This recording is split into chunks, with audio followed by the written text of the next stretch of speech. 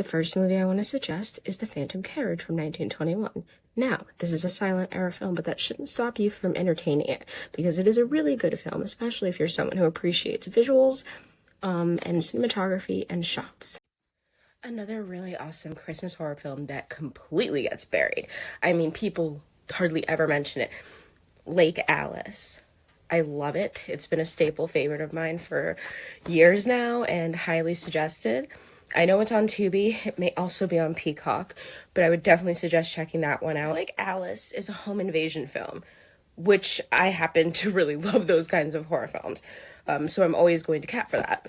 One of my absolute all-time favorite Christmas horror films that's come out in the past 10 to 15 years is A Nasty Piece of Work. Now, this is a Hulu original movie, which can't overstate how good their movies are for original creations, but A Nasty Piece of Work is great. It is a Christmas movie about the office, and specifically about promotions and performing for your boss in order to obtain that promotion. How far will you go? How far does the situation go? So that's a really good one if you're into those themes. So Hostage is probably the most unsung Christmas horror films that came out in the past, 5 or 6 years.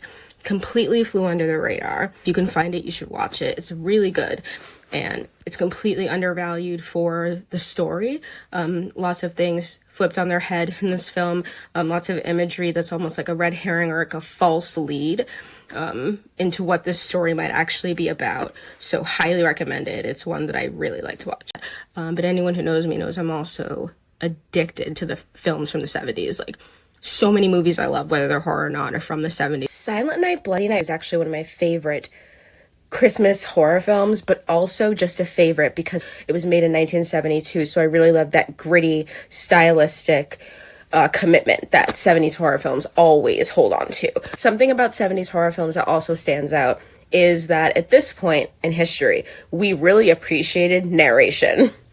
And so there is a narrated story happening, which at times can really benefit the viewer because it's a way of catching you up and doing exposition, setting you up for the story without long, drawn-out scenes or moments that people find boring. Now, I don't know what boring really means, but people keep saying it. I just want to run you through a couple that you should not forget if you have the time to go look them up.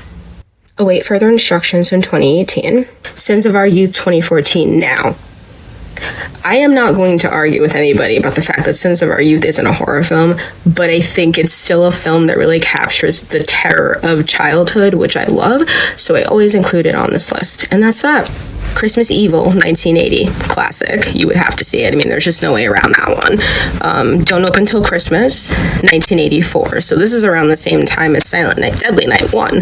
So, I don't know. We can imagine why that would repeat in that moment. I don't know why.